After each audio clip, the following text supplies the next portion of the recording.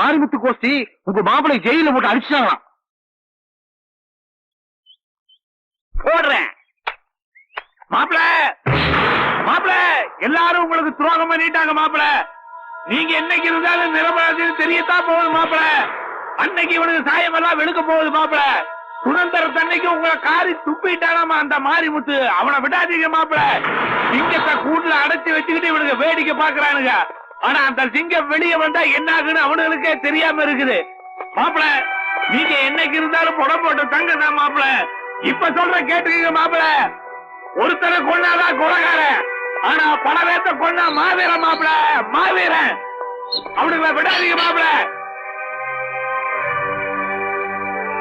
அவங்களை விடவே கூடாது மாப்பிள.